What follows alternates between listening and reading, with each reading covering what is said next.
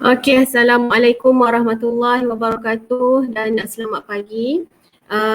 Sidang hadirin yang dihormati sekalian, selamat datang ke program Bicara Psikologi Siri 8 tahun 2021 yang dibawakan khas secara langsung di Facebook Psikologi KSM. Okey, bagi memberkati program kita pada hari ini, saya rasa eloklah kita mulakan dengan umul kitab Al-Fatihah.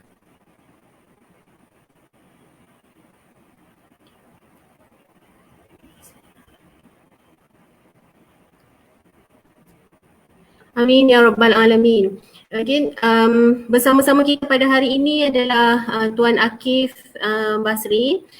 Beliau merupakan konsultan klinikal psikologi yang telah terlibat lebih daripada 4 tahun lah dalam bidang setting klinikal ni. Tuan Akif juga banyak terlibat dengan program-program psycho-education lah, terutama dalam bidang mental health di social media, di dalam dan juga di luar negara.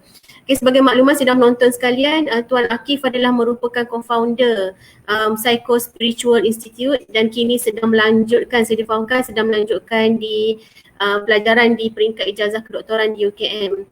Okay, sihat Tuan Akif? Alhamdulillah sihat. Okey, pertamanya saya bagi pihak Unit Psikologi Kementerian Sumber Manusia mengucapkan ribuan terima kasih lah di atas kesudian Tuan untuk bersama-sama kita pada hari ini bagi membincangkan tajuk sedang hangat perkatakan sekarang lah kebetulan pula senario semasa ni amat bertepatan dengan isu yang kita akan bincangkan pada hari ini, iaitu tentang kesedaran kesihatan mental lah. Dan lebih spesifik pada hari ini kita akan membincangkan tajuk anxiety, depression, bipolar dan OCD, ciri-ciri dan teknik kawalan ke diri. Saya tahu agak luas juga tajuk kita pada hari ini, tapi kita nak tengok apakah orang kata simptom dia kan sebagai seorang individu ni, kalau kita nak dapatkan bantuan apakah kita yang perlu alert dan sebagainya. Okey, tanpa melengahkan masa, saya jemput Tuan Akif untuk berkongsi pada hari ini. Persilakan. Terima kasih Puan Zuha selaku pengerusi majlis kita hari ini. Yang saya hormati semua barisan atau pimpinan dan ahli jawatan kuasa unit pengurusan psikologi, bahagian pembangunan kewangan dan sumber manusia, Kementerian Sumber Manusia, semua warga Kementerian Sumber Manusia dan semua tuan-tuan dan puan-puan yang melihat secara maya di rumah masing-masing atau di pejabat masing-masing. Saya ucapkan Assalamualaikum warahmatullahi wabarakatuh dan selamat sejahtera, selamat pagi. Semoga kita semua berada dalam status emosi dan kesihatan mental yang baik sepanjang tempoh yang mencabar bagi kita semua ini. Setiap orang melalui cabaran yang berbeza. Bagi setengah orang bekerja dari rumah dan tempoh PKP adalah satu rehat yang panjang. Bagi setengah orang ia adalah satu waktu yang sukar kerana perlu menimbang tara di antara tugas sebagai seorang ibu, seorang ayah, seorang emak, seorang isteri, seorang suami. Dalam masa yang sama tugas-tugas hakiki di tempat kerja perlu juga diselesaikan. Jadi kita semua berada dalam situasi masing-masing situasi yang berbeza. Jadi kita doakan, kita berempati dengan semua, kita menghormati konteks setiap individu yang berbeza dan kita doakan sesama kita semua berada dalam kesejahteraan kesihatan mental yang baik. Terima kasih saya ucapkan kepada Kementerian Sumber Manusia kerana sudi menjemput saya memberi sedikit perkongsian pada hari ini. Okay, so saya teruskan dengan memberi perkongsian slide.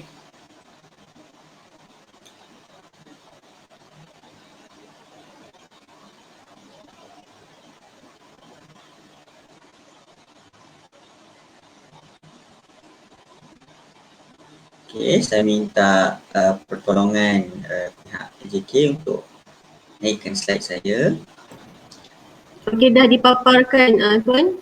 Okey, boleh so saya mulakan. Terima kasih atas bantuan.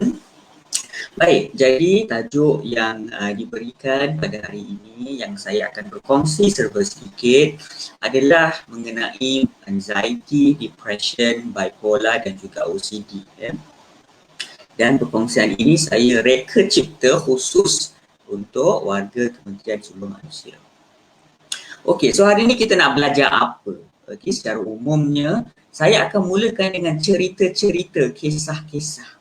Okey, ada kisah A, B, C, D, E, F, G, tak silap saya, ada sampai ada G. Jadi apabila dalam setiap kisah ini saya akan ceritakan kondisi dan kes-kes yang saya reka sendiri, bukan yang saya jumpa di klinik. Dan saya akan minta anda cuba teka apakah diagnosisnya. Adakah anxiety ke, depression ke, bipolar ke, OCD ke, ataupun tidak ada diagnosis apa-apa, normal sahaja. Okay, so untuk anda meneka tersebut, anda perlu bersama dengan saya, anda perlu ikuti perkongsian ini sehingga akhir dan anda perlu menjawab menggunakan handphone masing-masing. Okay, jadi sediakan kalau anda sedang menonton menggunakan laptop ataupun PC, pastikan handphone ada kat sebelah, nanti senang nak scan QR code. Okay, sebab nanti saya akan bagi satu QR code besar dekat papan skrin. Nanti anda scan dan anda boleh menjawab. Okay, yang kedua, setelah setiap kisah-kisah dipaparkan, saya akan cerita serba sedikit tentang simptom-simptom asas kepada setiap penyakit-penyakit ini. Dan juga yang ketiga, apakah tips-tips kawalan diri ataupun kita panggil coping skills. Coping skills yang boleh serba sedikit membantu, walaupun tidak sepenuhnya, kerana sudah tentunya setiap penyakit mental itu sangat kompleks dan memerlukan rawatan yang komprehensif, merangkumi berjumpa dengan doktor, berjumpa dengan psikologis,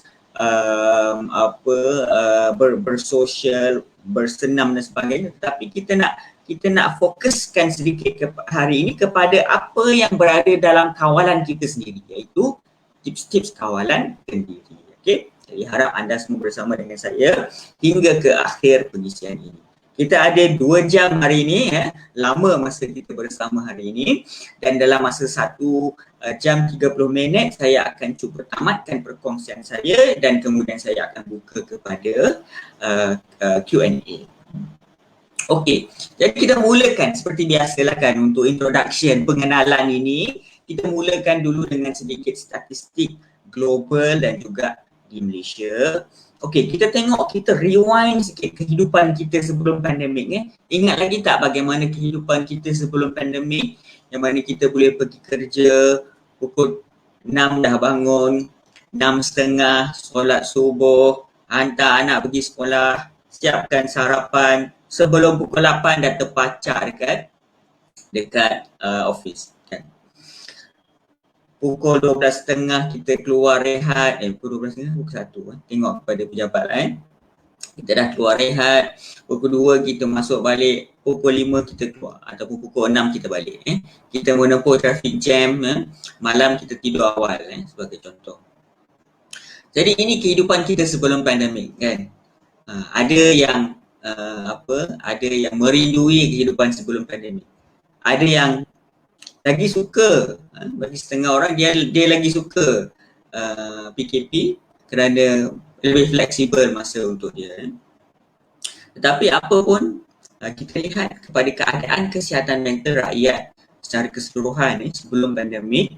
Sebelum pandemik lagi, kemurungan sudah pun menjadi penyakit nombor 1 di dunia yang menyebabkan ketidakfungsian ataupun disability, ataupun depression is the number 1 health issue that leads to disability, ketidakfungsian harian. Tengok ni, setiap 40 saat seorang mati kerana bunuh diri. Ini secara global. Maksudnya dalam dunia ini, tuan-tuan dan puan-puan, setiap 40 saat sekarang ini seorang mati kerana bunuh diri. Na'udzubillah. Jadi kalau kita tengok lately, dalam 2-3 hari ni, dalam seminggu 2-3 bulan ni, banyak kes-kes bunuh diri yang berlaku bukan di luar negara lagi tetapi dalam negara kita sendiri, dan kita dapati kes-kes ini memang meningkat dari semasa ke semasa.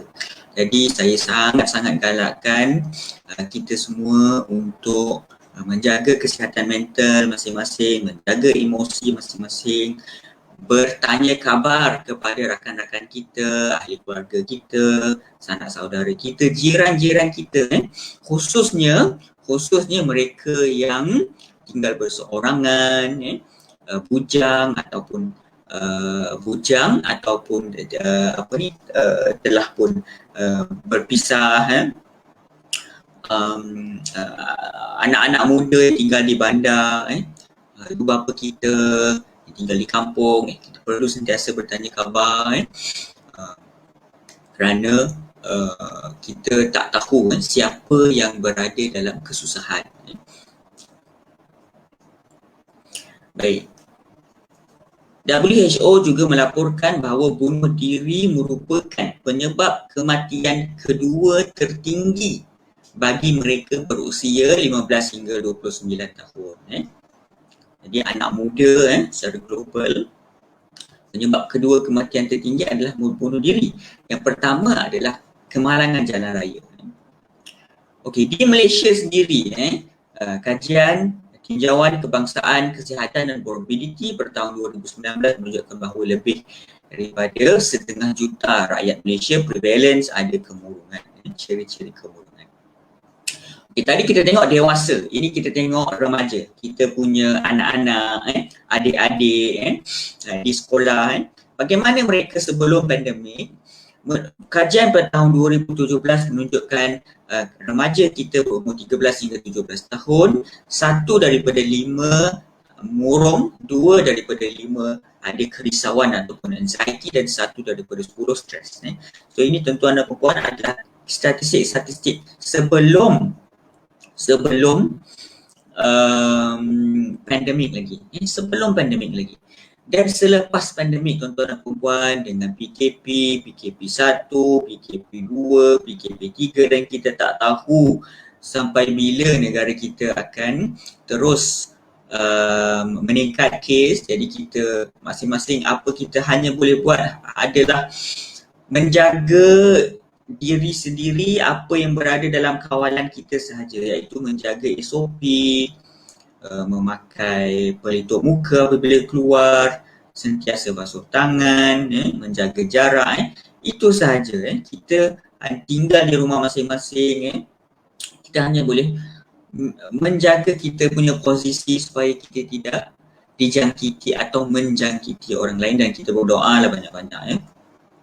Jadi selepas pandemik tuan-tuan dan puan, bukan sahaja di Malaysia tetapi di seluruh dunia, kita dapati bahawa simptom-simptom keresahan, kemurungan, trauma, tekanan meningkat. Dan di Malaysia pun sama, walaupun tidak ada lagi kajian yang berskala besar yang boleh menunjuk, yang boleh membuktikan bahawa, tetapi kes-kes yang dilaporkan, kes-kes yang talian kasih, kes-kes bunuh diri, semuanya meningkat berdasarkan statistik-statistik deskriptif tersebut. Okey, jadi sebelum kita pergi lebih lanjut, saya nak memulakan sedikit dengan perbezaan di antara kesihatan mental dan penyakit mental. Tuan-tuan dan puan, kita semua ada kesihatan mental kita.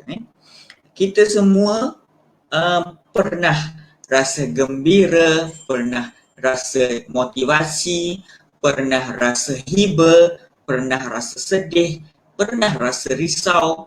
Kita semua sedikit sebanyak ada sukakan kebersihan, sukakan kekemasan. Kita semua ada pernah ada hari yang kita rasa macam nak tidur je. Ada hari kita rasa susah nak tidur kan. So kita semua ada serba sedikit isu-isu kesihatan mental. Sudah tentu kita sebagai seorang manusia yang penuh kelemahan, pastinya kita akan berhadapan dengan isu-isu kesihatan mental sepanjang hidup kita. Kita ada stres sebagai contoh, pagi-pagi kan. Pagi-pagi bangun je, anak dah menangis. Kalau ada anak kecil kan, anak menangis. Oh, kita tak cukup tidur lagi, malam tadi tidur lambat kan. Anak dah menangis. Aduh, kita tak cukup tidur, anak dah nak susu, nak main kan. Kejut kita tengah malam nak main. So kita buat aduh tak apalah, layan je lah kan. Esok pagi nak pergi bangun kerja lagi tak cukup tidur, kita pun dah moody kan. Bos pun marah sebab kita tak participate dalam mesyuarat sebagai contoh kan.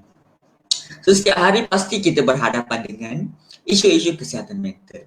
Kita manusia biasa kan. Tetapi tuan-tuan dan puan, tak semestinya kita ada penyakit mental. Penyakit mental adalah perkara yang tak sama dengan kesihatan mental. Okay? Jadi apa? Tetapi bila kita sebut penyakit mental ni tuan-tuan dan puan, biasanya yang terbayang di fikiran, di akal kita ni di akal kita ni bila sebut penyakit mental, ini yang dibayangkan. Minta maaf, saya ni orang Negeri Sembilan tuan-tuan dan puan. Kadang tu terkeluar tak sengaja. Biasalah kita kan.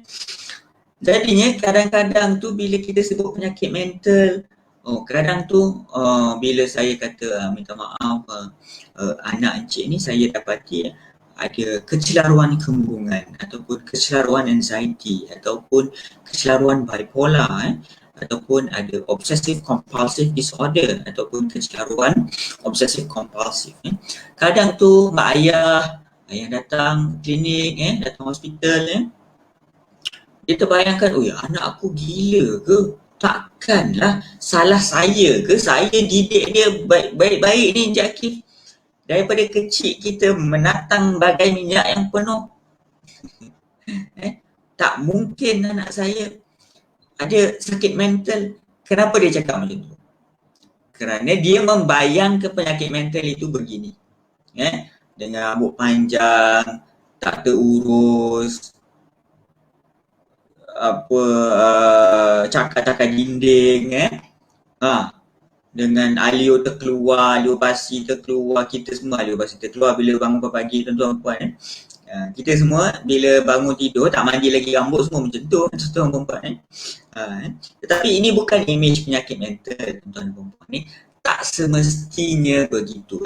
Hanya sedikit sahaja peratus dalam kalangan banyak penyakit mental yang kita panggil psikosis ataupun yang telah hilang kewarasan akal dan tidak lagi berpijak di bumi nyata. Dia dah mula halusinasi ke ataupun delusi ke ataupun jalan-jalan tak pakai baju, tak pakai seluar ke. Itu adalah kes-kes yang orang kata apa, yang peratusnya tidak banyak dan tidak besar dalam kalangan penyakit-penyakit mental yang lain. Tuan-tuan dan puan-puan, saya nak ingatkan tuan-tuan dan puan-puan, kita buanglah imej ni jauh-jauh daripada kepala kita, daripada minda kita. Kita buang kerana kita tak nak lagi kita salah faham dengan definisi penyakit mental itu sendiri. Jadi sebenarnya tuan-tuan dan puan-puan, penyakit mental itu tidak ada rupanya, bukannya rupanya begini tuan-tuan dan puan-puan, tetapi rupanya adalah seperti apa? Seperti anda, seperti saya, seperti anak-anak kita, seperti jiran-jiran kita. Tidak ada rupa penyakit mental. Penyakit mental has no face.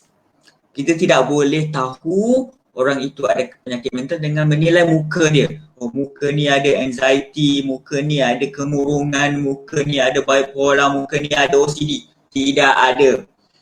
Tidak ada jenis rambut dan tidak ada. Kita tak boleh menilai penyakit mental dengan muka tuan-tuan dan puan-puan. Jadi dari sudut muka, orang yang ada penyakit mental sama sahaja seperti kita semua. Maksudnya kita tak boleh nak tahu sebenarnya. Agak sukar untuk kita tahu siapa yang benar-benar ada penyakit mental dan siapa yang mungkin dia ada isu kesihatan mental tapi belum penyakit mental.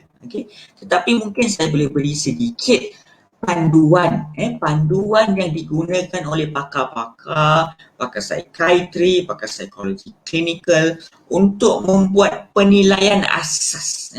Apakah yang membezakan di antara kesihatan mental dan penyakit mental. Dan saya simpulkan kepada 3 point ataupun isi utama ini, iaitu yang pertama seperti yang anda lihat di skrin adalah cukup simptom.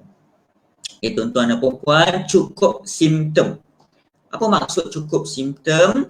Maksud cukup simptom di sini ialah diagnosis itu ciri-ciri simptom yang ditunjukkan oleh seseorang mestilah cukup bilangannya. Bilangannya tu kita kira sebagai contoh. Gangguan tidur 1, susah nak rasa gembira 2, hilang selera makan 3,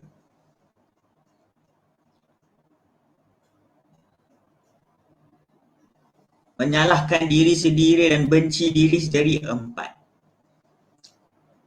sukar fokus dan memberi perhatian dan membuat keputusan 5,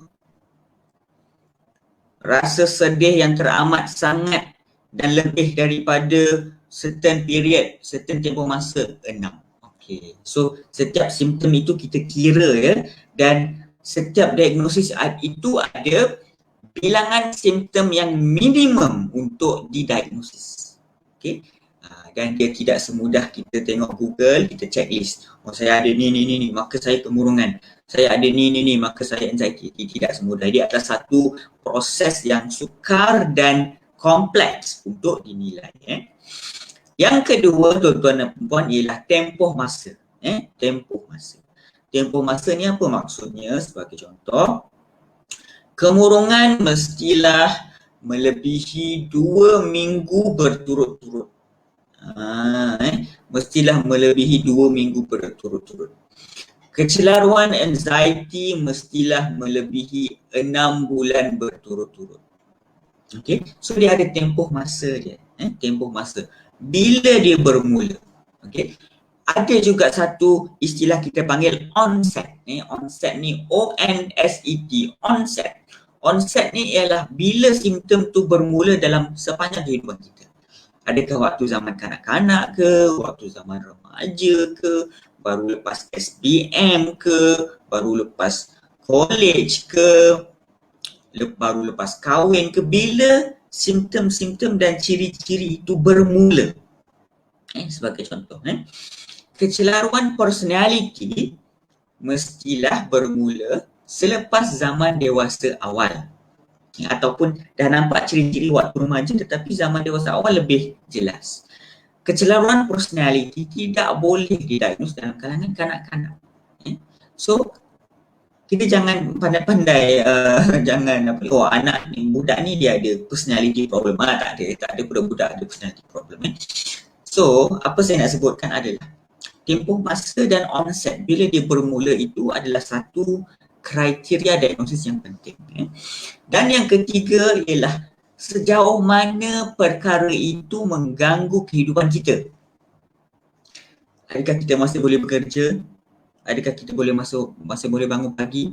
Adakah kita masih boleh drive kereta? Adakah kita masih boleh menjalani kerja kita dengan di office dengan baik? Adakah kita masih boleh menunjukkan prestasi yang baik sehingga boleh naik pangkat? Adakah kita masih menjalankan prestasi kita ataupun tanggungjawab kita sebagai seorang suami, isteri, anak, sebagai seorang individu yang baik dalam masyarakat? So sejauh mana simptom-simptom, ciri-ciri kesusahan, cabaran yang dialami mengganggu hidup kita, itu adalah satu kriteria yang penting dalam diagnosis. Jadi semua yang saya sebutkan ini, cukup simptom, tempoh masa, sangat mengganggu hidup. Membezakan di antara penyakit, isu-isu kesihatan mental yang kita hadapi dalam isu seharian kita dengan mereka yang berhadapan dengan penyakit mental. Kita akan tengok contoh kejap lagi. Saya tak nak banyak sangat membebel-bebel, nanti ada boring. So kita akan tengok contoh yang anda sendiri akan cuba jawab kejap lagi. Okey, jadi tuan-tuan dan puan-puan, hari ini kita nak fokuskan perbincangan kita kepada kecelaruan anxiety, depression, bipolar dan OCD. Okay. Tuan-tuan dan puan-puan, setiap satu ni dia adalah satu payung yang besar. Maksud saya payung yang besar adalah anxiety. Di bawah anxiety ada banyak lagi jenis-jenis. Ada anxiety yang umum, ada anxiety yang spesifik.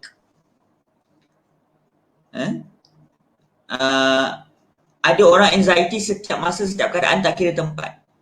Ada orang anxiety bila dia naik kapal terbang, bila dia bawa kereta, bila dia berada di tempat tinggi, bila dia nak cucuk vaksin, bila dia nampak darah, bila dia berada dalam tempat tertutup, bila dia berpisah dengan ibu bapa dia bagi kanak-kanak, bila dia terpaksa bercakap depan orang ramai. Okay. So itu anxiety yang spesifik.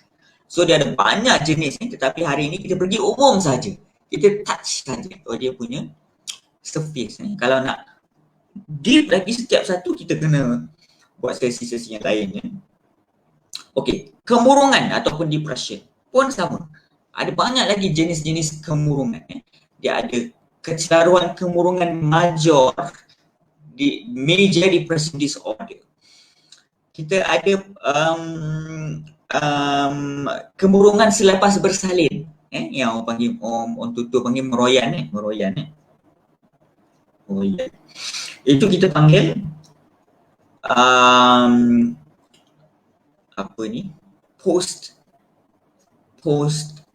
postnatal depression sebagai contoh. Kecelaruan selepas bersalin.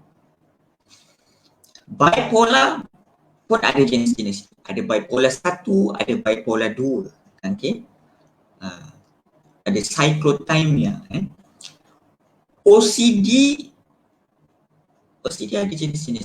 Saya rasa OCD dia tidak ada jenis-jenis. Dia ada OCD.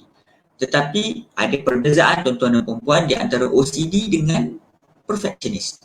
Ramai di antara kita yang keliru. Kita ingat OCD dan perfectionist perkara yang sama. Tapi dia adalah perkara yang berbeza dan tidak semestinya sama.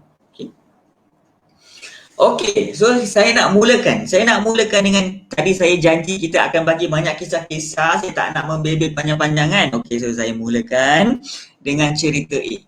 Tuan-tuan kita ada sampai cerita G. Saya tak silap F ke G. So hari ini cerita A ni baru yang pertama. So, tuan-tuan dan puan dengar baik-baik. Dengar baik-baik cerita pasal A ni. Nanti hujung cerita A ni saya akan bagi scan QR code, tuan-tuan dan puan scan dan jawab. Okay, scan dan jawab. Tapi nak jawab tu kena dengar baik-baik. Okay, so cerita A. A sentiasa rasa gelisah. Dada berdebar-debar, banyak risau benda yang belum jadi dan jantung berdegup laju. A tak tahu sebab dia gelisah. Kadang-kadang baru nak tidur pun boleh rasa begitu. Maksudnya dia kadang-kadang susah dia nak kenal pasti kenapa dia gelisah, kenapa dia rasa tak sedar hati, tak sedar badan, susah nak tidur, dada berdegup laju, kadang-kadang tangan terketar-ketar, kadang-kadang tu berpeluh-peluh. Pernah sekali tiba-tiba A rasa susah nak bernafas, rasa nak tercekik, dada rasa sempit. A sangat takut sebab dia ingat dia nak mati. Dia punya simptom-simptom itu seolah-olah seperti dia rasa macam ini tanda-tanda nak mati ke? Sebenarnya bukan tanda-tanda nak mati. Tapi tanda-tanda apa? Tanda-tanda apa itu? A rasa macam ni hampir setiap hari sejak setahun yang lalu. Masya Allah tuan-tuan dan puan. Kesian dekat A, sampai setiap hari dia rasa begitu. Sejak setahun yang lalu. A tak tahu macam mana nak keluar daripada rasa resah gelisah ini. Okey. Anda rasa A ada isu psikologi yang mana? Adakah anxiety disorder, depressive disorder, bipolar disorder ataupun OCD? Tuan-tuan dan perempuan, silakan scan QR code yang anda lihat ini.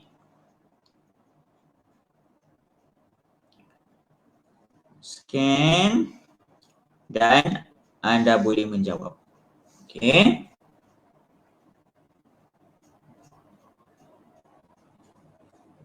Okey. Anda boleh jawab. Silakan scan dan anda boleh jawab. Saya akan tutup sekejap. Bagi sesiapa yang tak boleh nak scan, saya akan buka link untuk memudahkan anda.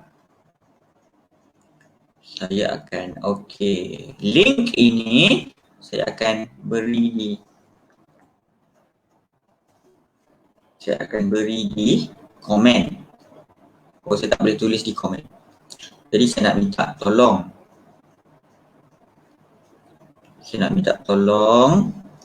Kalau siapa tak boleh scan, kalau sesiapa yang tak boleh scan, saya ada cara satu lagi. Jangan risau, jangan sedih. Ada cara satu lagi. Sini. Kita pergi ke, Ahmad dah jawab tu. Pergi ke www.menti.com dan guna kod 51617058. Wah, 74 orang sudah menjawab. Wah, Masya Allah. Terbaik. Warga Kementerian Sumber Manusia memang ngam. Uish. Haju memang menjawab ni. Ramai mendengar. Saya ingat saya cakap seorang tadi. Wah. Ada yang 70, setakat ni 75 orang menjawab anxiety disorder, 6 orang menjawab depression disorder, 1 orang menjawab bipolar disorder, 2 orang menjawab OCD. Terbaik warga Kementerian Sumber Manusia ni.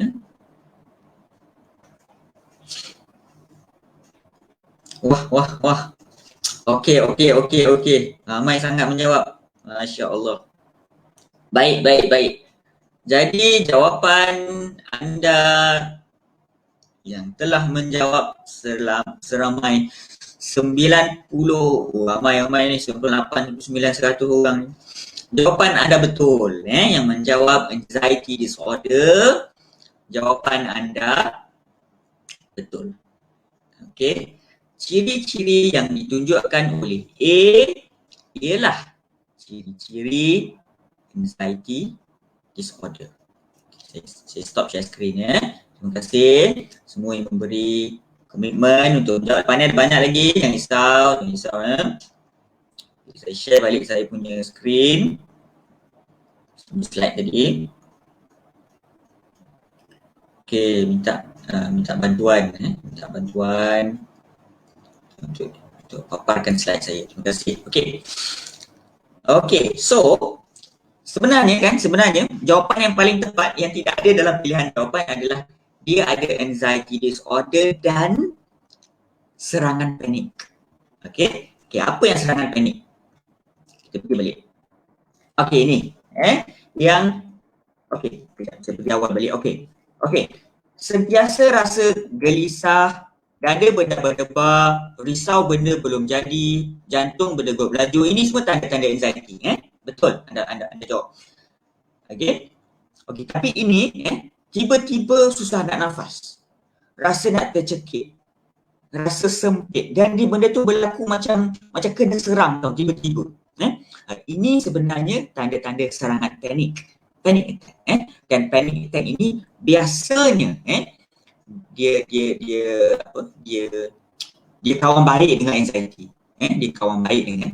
Walaupun tak semestinya, tetapi biasanya. So jawapan yang paling tepat walaupun tidak ada dalam pilihan jawapan adalah anxiety disorder dan serangan panik. Saja tak ada jawapan yang paling tepat. Sekarang ni tuan-tuan dan puan-puan dengarkan pula kisah B. Dengarkan kisah B dan selepas ini anda kena undi lagi sekali. Kisah B, apa isu psikologi dia. B risau sebab esok ada meeting dengan bos. B perlu buat presentation depan bos-bos besar di pejabat. Esok tuan-tuan dan puan-puan bayangkan, hari ini ketua jabatan beritahu Encik A, Puan B malam ni bersedia esok kita present depan KSU dan menteri. Menteri nak turun. Contohnya buat presentation. Kita kelang kabut, kelang kabut. Malam tu tak boleh tidur, banyak fikir, tak keruan, tak lalu makan, sakit kepala. Tetapi selepas tamat presentation, dia happy. Dia kembali normal macam biasa. Dan benda tu dah tak mengganggu diri dia. Malam tu sahaja dia rasa risau. Sebab esok tu ada presentation dengan orang besar, orang besar VIP. Okey. Silakan jawab. Anda rasa B ada isu psikologi yang mana? Gunakan QR code yang sama, tetapi saya nak pergi ke ni kejap sebab saya kena. Okey. Okey, tuan-tuan dan puan-puan, anda boleh menjawab. Okey. Anda rasa B ada isu psikologi yang mana? Okey, anda boleh menjawab. Adakah anxiety disorder, depressive disorder, bipolar disorder atau tak ada disorder? Biasalah tu. Okay, kita buka skrin.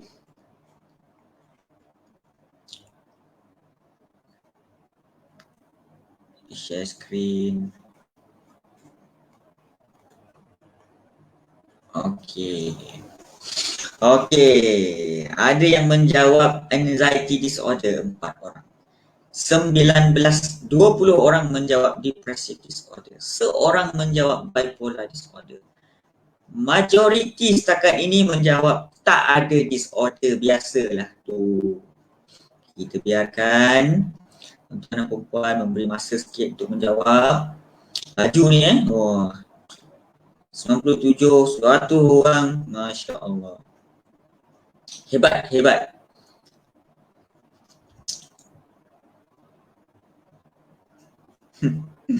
Ramai juga yang menjawab ini. Tadi soalan isu A, kisah A agak sama jawapan tetapi kisah B berbeza-beza jawapannya. Berbeza-beza. Tapi nampaknya warga Kementerian Sumber Manusia ini bijak-bijak belaka kerana jawapan yang kedua juga majoriti menjawab dengan betul. Tidak ada disorder, biasalah tu. Dia mungkin ada sedikit ciri-ciri anxiety tetapi kita anggap itu normal kerana semua orang pun pasti resah, gelisah dalam keadaan yang begitu. Tiba-tiba last minute dapat kerja, esok kena submit, esok kena present depan orang besar pula. Allah. Itu memang adalah ujian dunia yang pastinya manusia yang paling kuat sekalipun, yang paling confident pun, yang paling yakin diri dia pun pastinya akan rasa resah gelisah. So tidak semestinya apa isi yang saya nak sampaikan adalah tak semestinya kita semua kalau ada kerisauan dalam diri kita ada anxiety disorder. Tak semestinya tuan-tuan perempuan mungkin kita biasa-biasa sahaja biasa-biasa sekali-sekala kerana anxiety disorder itu dia apa?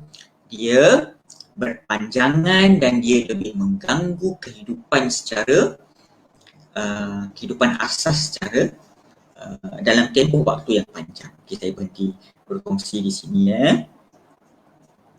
Okey, saya buka C tapi anda jangan jawab lagi C ni tak beritahu lagi kisahnya tak keluar lagi. Okey, terima kasihlah semua yang 120 orang dah berkomen kat Facebook ni. Okey, saya kembali share screen. Minta maaf terpaksa menyusahkan EJK pula. Okey, minta EJK tolong share screen. Terima kasih. Okey. Jadi apa itu anxiety tuan-tuan dan puan-puan? Anxiety itu ialah banyak risau tentang benda yang belum berlaku. Ini yang orang panggil overthinking Overthinking. Kalau anak-anak muda kita duduk kata overthinking tak mungkin ni. Mungkin ni kerana dia banyak kerisauan tentang benda yang belum berlaku. Tapi mungkin juga overthinking tu benda lain, tetapi kemungkinan juga ni. Okey, dia banyak risau banyak risau, kerisauan dia melampau-lampau lampau-lampau sampai tak boleh nak function bukan tak boleh nak fungsi suka nak dikawal tak boleh nak kawal, tak boleh nak fokus. Saya sendiri bila saya anxious, walaupun saya tidaklah ada anxiety disorder, tetapi bila saya anxious telinga saya jadi merah tau. Tak boleh nak kawal tuan-tuan puan, telinga jadi merah dan kejap-kejap nak pergi bilik air. Walaupun tak ada pun macam makan benda-benda pelik-pelik, tak ada. Tapi kejap nak pergi bilik air. Itu tanda-tanda anxiety saya, dia boleh dimanifestasi dalam bentuk fizikal. Rasa tak sedap hati dan tak senang duduk. Dia tak boleh nak tenang lah. Tak senang hati. Cepat penat. Suka nak dikawal. Rasa cepat nak melenting. Tuan-tuan, ni penting.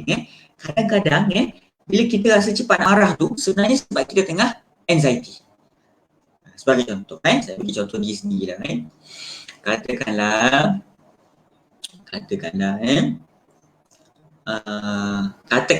pagi ni saya perlu memberi penyampaian. Saya telah berjanji dengan warga, kemudian semua manusia untuk memberi penyampaian, berkongsi pada jam 10 pagi. Pada jam 10 pagi. Katakanlah pada jam 9.30 pagi, lagi setengah jam nak mula, anak saya pula buat tantrum. Dia buat tantrum, dia buat apa? Dia masuk bilik, dia rosakkan laptop. Contohlah, anak saya tak buat macam tu, tapi contoh. Dia rosakkan laptop. Dia delete file PowerPoint ni. Dia delete file PowerPoint yang saya buat penat-penat ni, dia delete. Contohlah dia nak marah, dia nak tunjuk perasaan Saya buka dan laptop dah pecah, file PowerPoint ni dah tak ada. Bayangkan, lagi setengah jam, 30 minit nak menyampaikan perkongsian ini. Apa waktu tu saya fikir? Kenapa saya nak marah? Kerana saya risau. Saya anxious dengan apakah implikasi kepada kesan ini kepada warga KSM, kepada hubungan saya dengan KSM. Macam mana saya nak hadap, macam mana saya nak menjawab dengan pihak-pihak penganjur yang menjemput saya contohnya saya nak cakap apa saya tiba-tiba takkan nak berbebel je, tak ada slide contoh so agaknya waktu tu saya nak rasa nak cepat melenting tak dengan anak. Sudah tentu sebagai seorang manusia biasa, walaupun saya seorang psikologis, sudah tentu saya rasa nak melenting, betul tak? Rasa nak marah. Kenapa? Asasnya adalah kerana anxiety, kerana risau dengan implikasi buruk yang mungkin berlaku akibat daripada apa yang telah anak saya lakukan. Okay. So itu anxiety memang boleh membawa kepada kita rasa nak cepat marah. Sengal-sengal badan. Okay, sengal-sengal badan. Okay, tuan-tuan, bila kita anxiety ataupun stres, dia memang boleh lenguh, sakit tengkuk, sakit belakang badan, terutama bila bekerja di rumah ni. Bila bekerja di rumah, kita kurang bergerak, kita duduk kat kursi depan laptop ni, lebih mudah. Kurang bergerak, lebih mudah bila kita stres dan anxiety, kita lebih mudah nak sengal-sengal badan. Susah tidur malam. Okay, tuan-tuan dan puan, susah tidur malam ni salah satu indikator pertama kepada isu-isu kesihatan mental. So kalau kita susah tidur malam, cuba untuk betulkan waktu tidur kita. Dapatkan tidur berkualiti. Nanti kat ujung-ujung nanti saya share macam mana nak tidur berkualiti. Tapi saya nak kongsi buat masa ni, susah tidur malam ni antara tanda-tanda awal kepada kesihatan mental kita dah terganggu sikit. Bukan penyakit mental lagi, cuma emosi dan fikiran kita ni dah terganggu sikit. Susah tidur malam. Okey, dan saya sebut tadi jenis-jenis anxiety ada pelbagai, ada umum, ada spesifik dan ada melibatkan serangan panik juga bagi setengah orang. Tapi ini kita tak dapat nak pergi dengan lebih mendalam tuan-tuan dan puan kerana masa kita terhad, kita ada banyak lagi benda nak bincang. Tetapi kalau tuan-tuan dan puan berminat untuk mengetahui lebih lanjut tentang anxiety, boleh saya share sikit. Kita tenang-tenang saja. Saya share sikit boleh tonton episod Sembang Tepi Kak G. Sembang Tepi Kak G, rancangan saya dengan Astro. Episod pertama tentang anxiety. Dia ada dekat Astoria hari Isnin pukul 9:30 malam. Dia ada dekat Astro Gempak hari Khamis pukul 9 malam. Dia ada dekat Astro Awani pukul 10 10:30 pagi tak silap saya. Hari Ahad. So saya share sikit. Okey, ini. Okey, so kalau anda nak tonton lagi lebih lanjut tentang anxiety, anda boleh pergi ke www.gempak.com dan tengok episod 1. So episod 1 ni saya dengan saudara Carl Syafiq. Carl Syafiq ni, dia ni artis lah. Dia dulu dia menang MasterChef. Tak tahu dia menang tak, tapi dia join MasterChef. Kemudian dia sekarang ni dia menghidap kemurungan dan anxiety, dan dalam episod pertama ini kami ada berbincang tentang anxiety. Okey, so itu anxiety. Kemudian dalam episod ketiga, saya dengan Dini Shazman ada berbincang tentang OCD. Anda boleh tengok dalam episod ketiga tentang OCD. Episod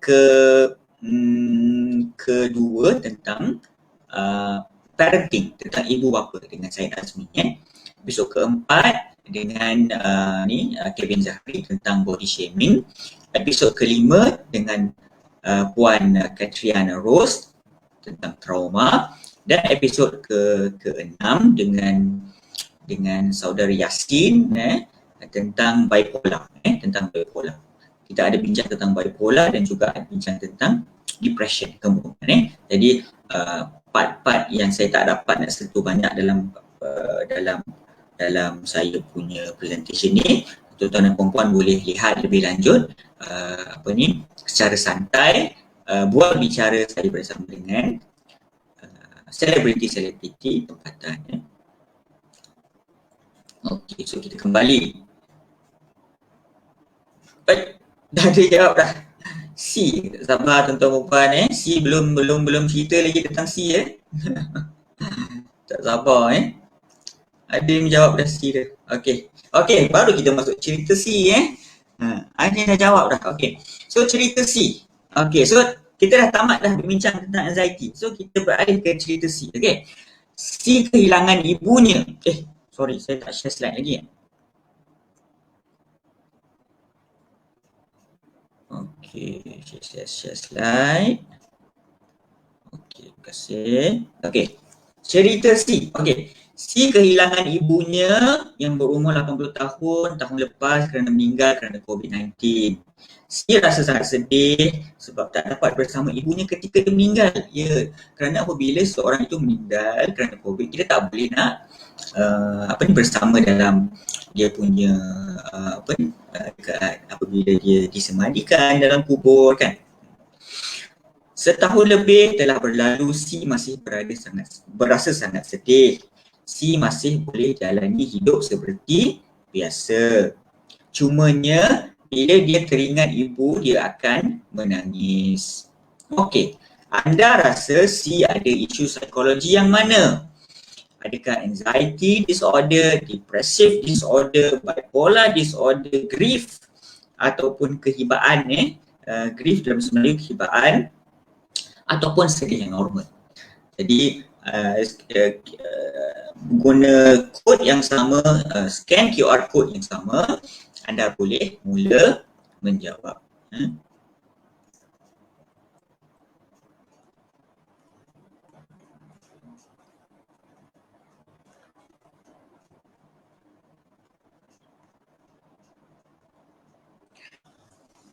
Oh, ada yang menjawab sedih yang biasa, ada yang menjawab grief atau kehibaan. Jadi kita bagi sedikit waktu untuk tuan-tuan dan puan-puan memberikan respons.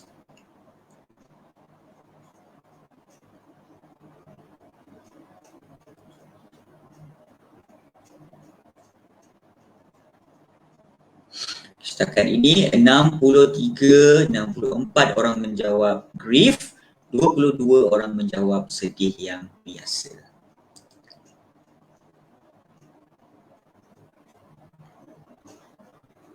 Seorang menjawab bipolar, 7 orang menjawab depressive disorder, 2 orang menjawab anxiety disorder. Okey, tuan-tuan dan puan-puan, terima kasih di atas respon semua. Jawapan anda majoriti menjawab grief adalah jawapan yang saya boleh kata paling hampir. Okey. Sebenarnya dia di antara dua ni. Dia mungkin grief, dia mungkin sedih yang biasa. Okey. Tetapi saya rasa jawapan grief atau kehibaan lebih tepat kerana kesedihan itu telah lebih setahun. Lebih setahun. Ya.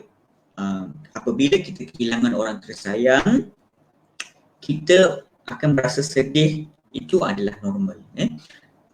Cumanya kalau dia berpanjangan, kita namakan dia sebagai grief ataupun kehibaan. Grief ataupun kehibaan, selagi mana dia tidak mengganggu kefungsian harian kita, dia bukanlah satu diagnosis. Dia masih dianggap seperti isu-isu kesihatan mental, tetapi boleh mendapatkan bantuan. Masih boleh mendapatkan bantuan. Cuma dia tidaklah semestinya masuk ke tahap kemurungan. Tak semestinya. Okey. Okey, anda jangan jawab lagi D ni. Sabar dulu, kita pergi dulu dekat kisah D. Jangan menjawab lagi, sabar, tahan tangan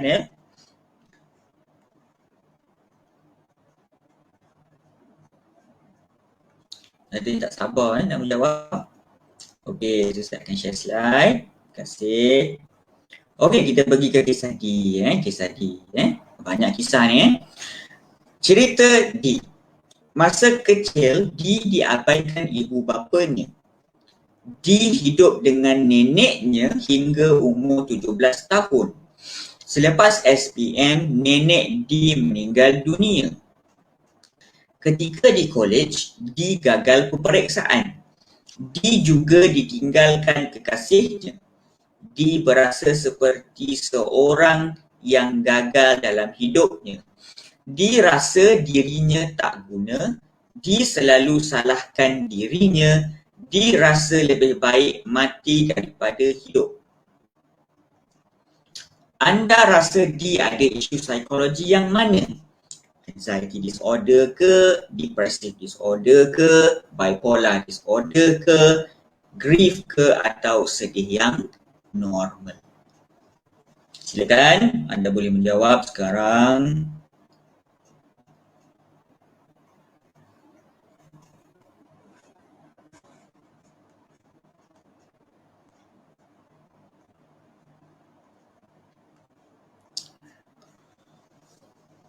Okey, wah.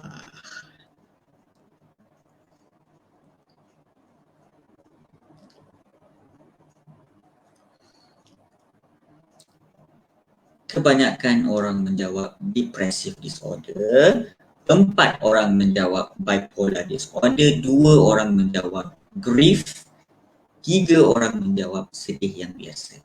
Okey, kita beri sedikit masa untuk anda menjawab.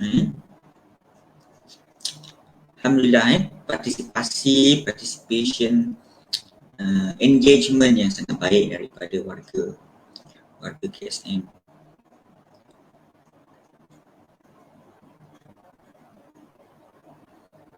Okey, so kita pun dah dapat lah. Kita dah dapat majoriti undian menang kepada yang berhormat depressive disorder. Okey. So betul lah jawapan tuan-tuan dan puan adalah ini ialah tanda-tanda ciri-ciri kecelaruan kemurungan. Inilah dia ciri-ciri kecelaruan kemurungan. Hebat Semua betul setakat ni.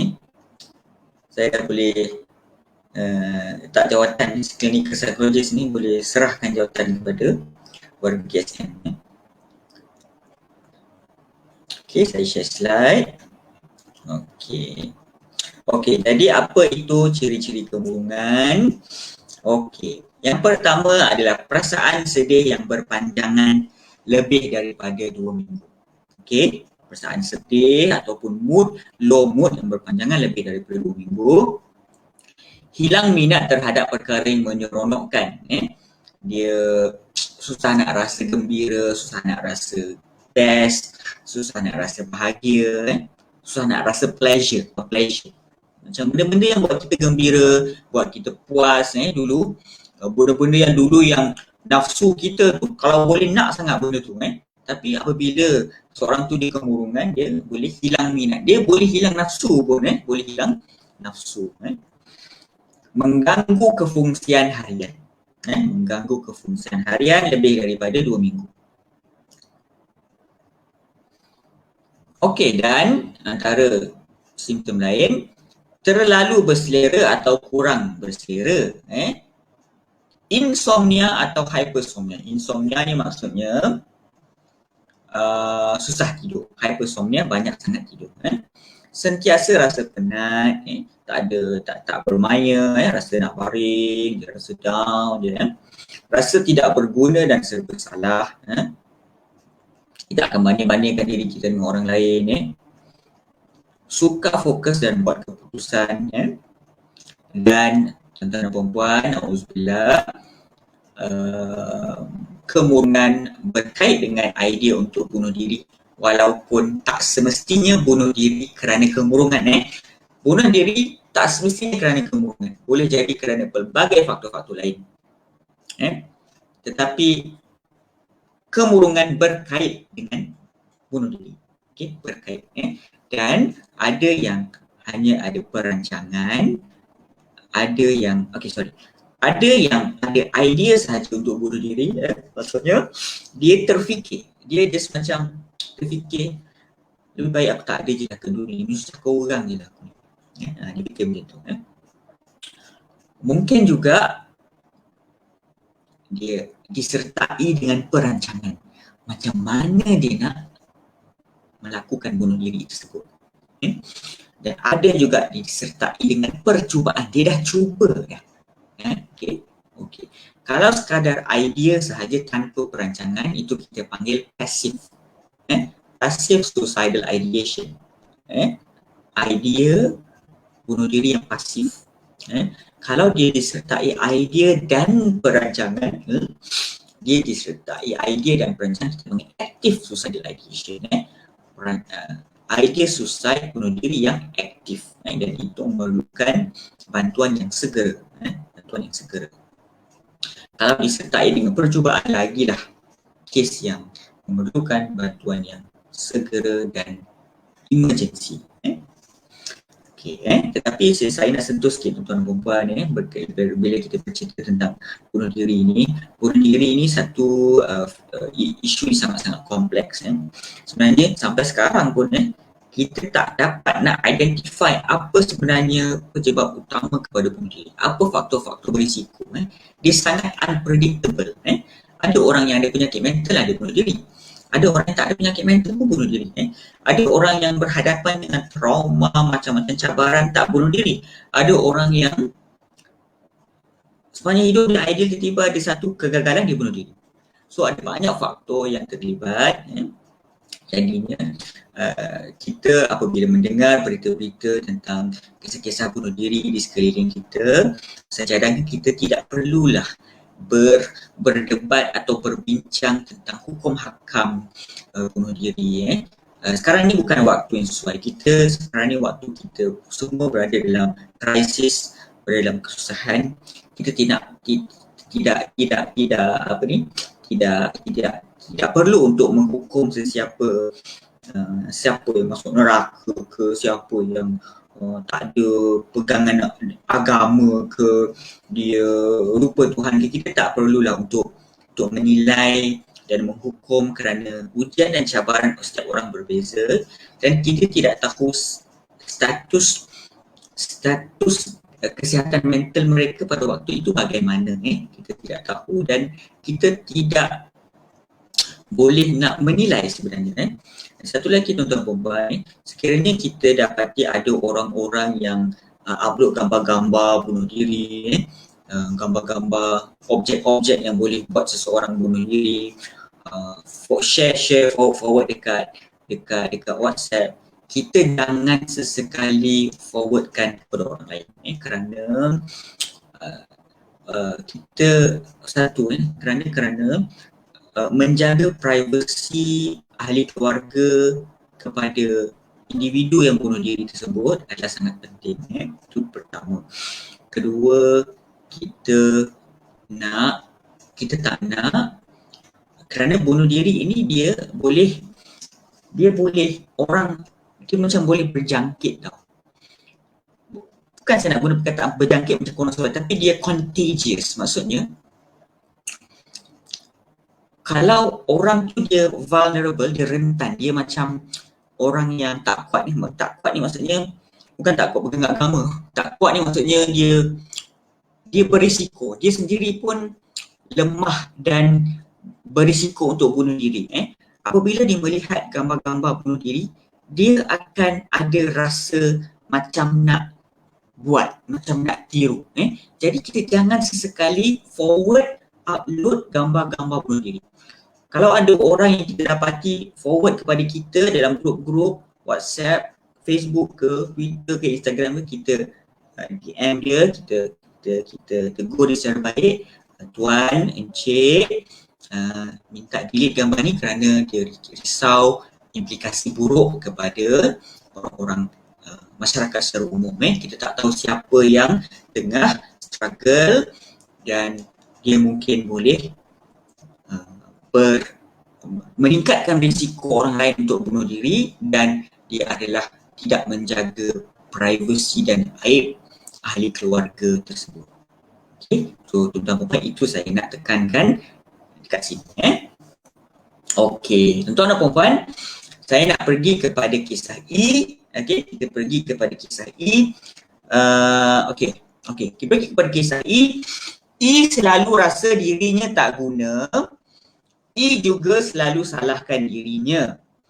E rasa lebih baik mati daripada hidup. Kadang-kala E juga boleh jadi sangat yakin. Banyak idea, banyak bercakap. Tiba-tiba jadi sangat gembira dan bertenaga. Tadi E rasa dirinya tak guna. Selalu salahkan dirinya dan lebih baik mati daripada hidup.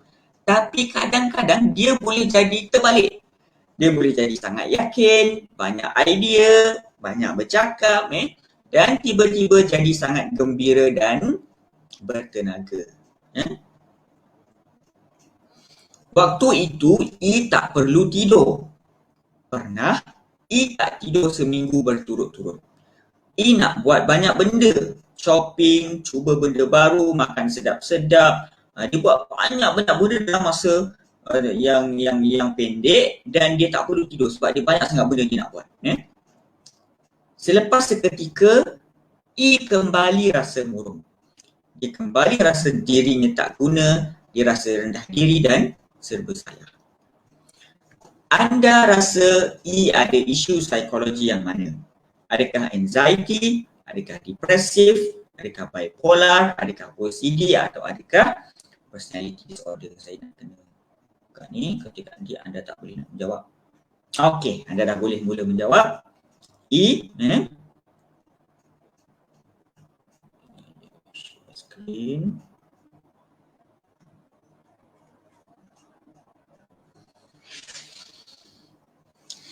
Okey. Saya dah agak mesti dia di antara dua ni. Di antara bipolar disorder dengan personality disorder.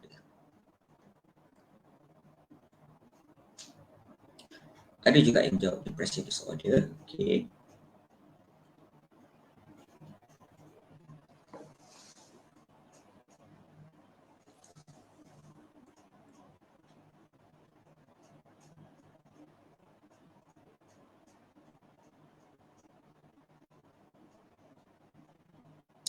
Saya tunggu hingga 100 orang 100 orang telah menjawab. Okay, saya stop. Okey, ada yang kata anxiety, ada yang kata depressive, ada yang kata bipolar, ada yang kata OCD, ada yang kata personality. Kali ini dia agak apa ni, sengit di antara bipolar dan personality.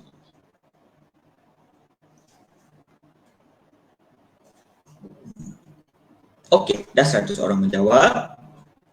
Jawapan majoriti warga KSM adalah bipolar disorder dan jeng jeng jeng, jawapan anda adalah tepat sekali. Ya. Saya memang dah boleh letak jawatan kita bagi warga KSM jadi psikologis klinikal. Gurau saja. Okey. Jawapan anda tepat bipolar disorder. Okey, apa itu bipolar disorder? Okay. Dan saya faham kenapa orang menjawab personality disorder. Saya juga faham kenapa orang menjawab depressive disorder kerana dia berkaitan.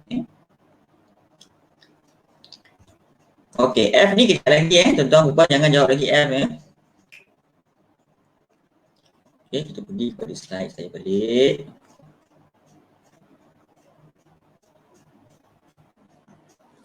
Baik. Okey, so jawapan anda tepat. Jawapan anda adalah bipolar disorder. Jawapan itu adalah betul. Okey. Tadi anda tengok si graf ni Saya nak bawa anda tengok graf ni. Wah, ini kita tengok graf pula Tengok graf Okay, bipolar ni boleh kata dia ada tiga Dia ada tiga jenis. Graf yang warna hijau nama dia bipolar 1. Bipolar 1. Graf yang nombor 2 nama dia bipolar 2. Bipolar 2. Graf yang warna oranye ni nama dia cyclothymia. Okey, cyclothymia. Okey. Kalau tuan-tuan dan puan tengok dekat bawah sekali ni dia adalah depression. Depression. Kat tengah-tengah ni dia panggil euthymia. Atas ni dia panggil hypomania. Dan sebenarnya dekat atas sekali lagi dia dekat atas biru yang paling tinggi ni, garisan atas lagi ni sebenarnya ada mania. Okey, so dia ada mania, hypomania, euthymia, depression. Okey. Depression ini okey, saya pergi macam inilah. Okey. Bipolar kita tengok kepada perkataan ini B-I-P-O-L-A-R, bipolar. Bi ini maksudnya dua. Dua. Polar maksudnya kutub. Kutub. Dua kutub. So dua kutub ni maksudnya apa? Kutub utara dan kutub selatan. Okey, maksudnya dia adalah mood yang boleh menjadi kutub selatan tu maksudnya kemurungan dan dia boleh berubah menjadi mania ataupun hypomania. Okey. Apa itu mania atau hypomania? Okey. Mania adalah tiba-tiba rasa bersemangat nak buat semua perkara. Bukan perkara, maaf silap. Tahap keyakinan diri tiba-tiba tinggi dan rasa hebat. Tak perlu tidur berhari-hari, berminggu-minggu. Banyak bercakap dari biasa. Idea mencapah dan tak masuk akal. Melompat-lompat idea dia. Nak buat semua sekaligus dengan cepat. Terlibat dengan aktiviti berisiko. Sebagai contoh, tiba-tiba dah waktu di tengah mania tu dia pergi melabur semua duit dia. Ataupun dia pergi belanjakan semua duit dia. Habis. Kosong bank dia. Hilang saving semua. Ataupun dia pergi tak pernah tiba-tiba dia pergi kelab malam. Pelik, tiba-tiba satu hari tu pergi kelab malam. Macam kenapa buat benda yang pelik-pelik sebagai contoh. Okey, so begitu mania. Dia macam tiba-tiba perubahan yang ketara daripada biasa daripada normal atau kemurungan kepada mania. Dan hypomania pula adalah macam mania tapi kurang sikit. Dia macam mania tapi dia tak ekstrim sangat macam mania. Okey, so umumnya apa saya nak sebut di sini adalah bipolar adalah dia boleh jadi kemurungan, kemudian dia boleh jadi hypomania ataupun mania. Ataupun dari kata lain, dia boleh jadi sangat murung, tak suka diri sendiri, tetapi bila dalam episod mania, dia jadi bertenaga, yakin nak buat semua benda, tak perlu tidur. Dan ini adalah perubahan mood tuan-tuan dan perempuan, bukan perubahan personality. Saya tahu ramai orang keliru dan kekeliruan itu biasa, tapi ini lebih tepat dicirikan sebagai perubahan mood berbanding perubahan personality.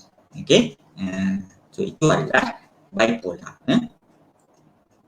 Okay, kalau cyclothymia ni pula perubahan mood yang naik turun juga, tetapi dia tidaklah begitu ekstrim seperti bipolar 1 dan bipolar 2. Okay, so itu adalah bipolar. Okay, sekarang ni kita pergi kepada cerita F. Okay, cerita F. F suka kebersihan. F suka kebersihan. F tak suka sampah dibiarkan tak dibuang. Sampah dekat dapur mesti kena buang. Tak suka. F tak suka dapur berselerak. F suka kekemasan. Jika dapurnya kurang kemas sebab baru lepas masak, F okey sahaja. Walaupun dia suka bersih dan kemas, sekali-sekala dia boleh toleransi dengan kekotoran dan berselerak. Okey. So maksudnya F ni dia suka kemas. Dia suka dapur dia bersih dan kemas. Tetapi kalau sekali-sekala kurang kemas, dia okey sahaja. Sekali-sekala dia boleh bertoleransi. Kalau dia penat, kalau dia letih, dia kata tak apalah esoklah saya basuh dapur, esoklah saya cuci dapur biarlah dulu malam ni. Okey, so kejap lagi anda boleh menjawab anda rasa F ada isu psikologi yang mana. Okey, kalau anda nak jawab sekarang pun boleh, tetapi saya galakkan kita pergi dulu kepada kisah G, kemudian anda boleh menjawab F dan G sekaligus. Okey, so kita pergi terus kepada G. Okey, cerita G. G tak boleh duduk di meja makan selagi belum lap seluruh kerusi dan meja. G mandi berjam-jam lamanya sebab perlu gosok setiap anggota badan 50 kali baru rasa bersih. G akan spray tombol pintu sebelum buka pintu. Okay. Ini bukan waktu COVID ni, sebelum COVID pun G ni dah macam ni. G juga ambil wuduk berkali-kali sehingga basah lencun bajunya. Setiap kali kunci kereta, G akan cek lebih 5 kali untuk pastikan keretanya berkunci. Anda rasa G ada isu psikologi yang mana? Okey, sekarang anda boleh jawab F dengan G sekaligus. Okey, F dengan G sekaligus. Saya buka.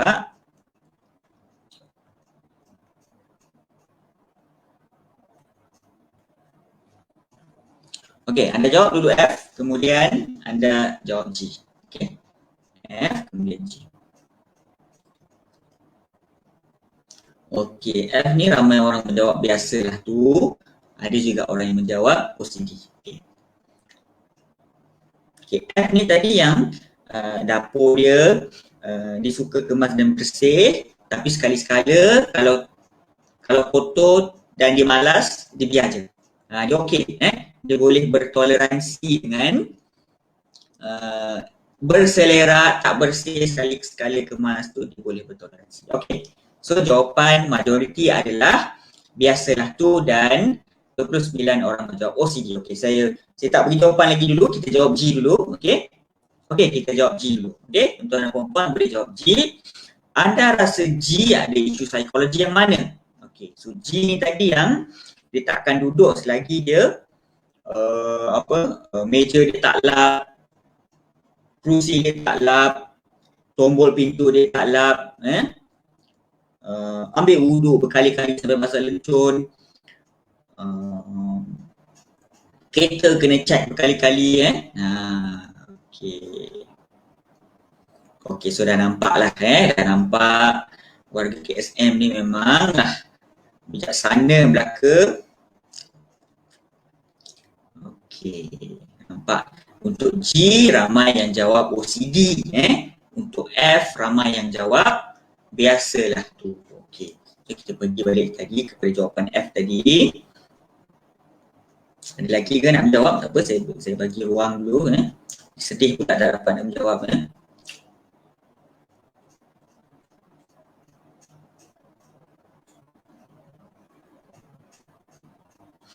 Okey, so dah nampak jelas Okey, so ramai yang menjawab F, normal, biasa, G, ada OCD.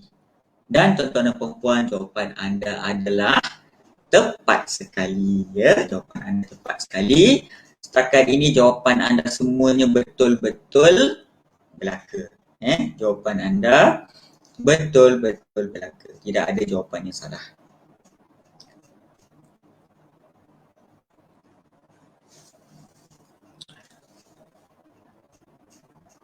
Okey. Okey. So apa beza F dengan G tadi? Apa beza F dengan G? Beza F dengan G adalah F, dia boleh bertoleransi. Apabila dia tak dapat nak buat dia punya, saya share screen dia tak dapat nak buat dia punya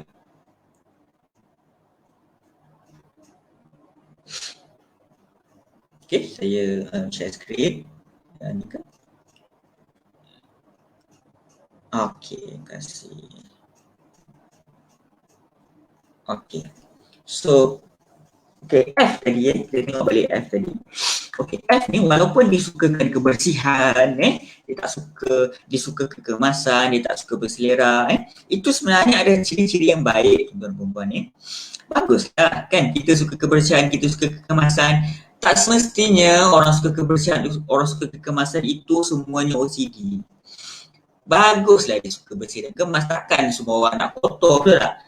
Kalau macam tu, kalau semua orang yang suka bersih dan kemas ni semua OCD, maksudnya lebih baik kita jadi pengotor. Kita semua tak nak ada OCD, betul tak?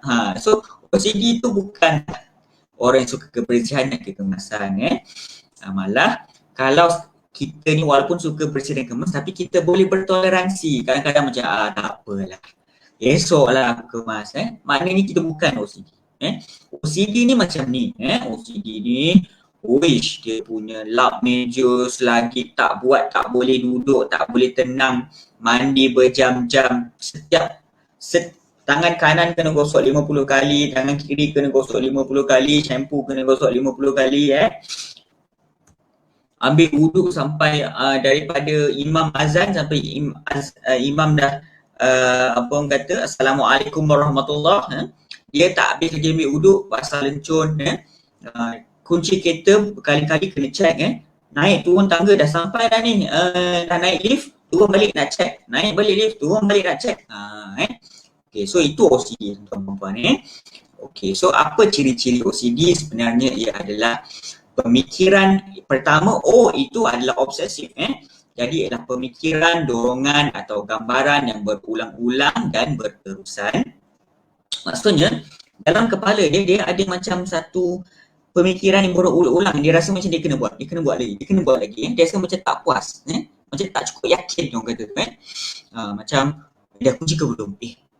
Macam dah bersih ke belum? Dah lap ke belum? Tu obsesif. Tingkah laku ataupun mental state of compulsive adalah tingkah laku berulang atau tindakan mental di mana individu merasa terdorong untuk melakukannya sebagai tindak balas terhadap obsesi. Maksudnya tadi kan O tu obsesi, C dalam OCD, C adalah kompulsif. Kompulsif ni adalah dia kena turuti apa yang obsesi tadi tu kata. Contoh macam obsesi tadi kata saya kena basuh tangan 50 kali baru bersih. So saya pun 1, 2, 3. Itu kompulsif. Kita turuti dengan tingkah laku. 4, 5, 6, 7, 8 sampai 50. Sampai 50 baru rasa bersih. Katakanlah waktu saya kira 1 hingga 50 tu saya terskip 48, 50. Saya tak cakap 49. Saya kena mula balik. 1, 2. Jadi tuan-tuan dan puan-puan, dia sangat stres. Satu, ciri OCD yang saya nak tuan-tuan dan puan ingat dalam kepala adalah orang yang ada OCD dia sangat stres, dia tak suka ada OCD itu. Dia tak suka ada obsesif dan kompulsif itu dan dia rasa terseksa. Dia rasa terseksa dan benda itu mengganggu kefungsian hidup dia. Bukannya dia suka kemas, dia rasa happy bila dia bersih, bila rumah bersih kemas. Itu bukan OCD tuan-tuan. Itu normal lah. Itu normal. Selagi dia tak mengganggu kefungsian harian, bagi saya itu adalah normal. Ada satu lagi nama dia obsessive compulsive personality disorder. Itu yang lebih kepada macam perfectionist dan sebagainya, tetapi saya tak nak sentuh itu. Tetapi OCD itu tidak sama dengan orang yang suka kemas, orang suka bersih dan perfectionist. Dia adalah perkara yang berbeza. OCD adalah obsesif dan kompulsif yang menyebabkan stres, anxiety dan tidak diingini. Dan tidak diingini, stressful. Okey. Baik. Okey, jadinya dalam masa 10 minit yang terakhir sebelum saya buka kepada Q&A, saya nak teruskan dengan bagaimana kita nak menjaga kesihatan mental kita ketika situasi PKP ini, tuan-tuan dan puan. Ramai orang terkesan walaupun tidaklah, saya tak kata tips-tips ini boleh menjadikan kita merawat anxiety, kemurungan, OCD, bipolar, tidak. Sudah tentunya kita memerlukan rawatan yang komprehensif.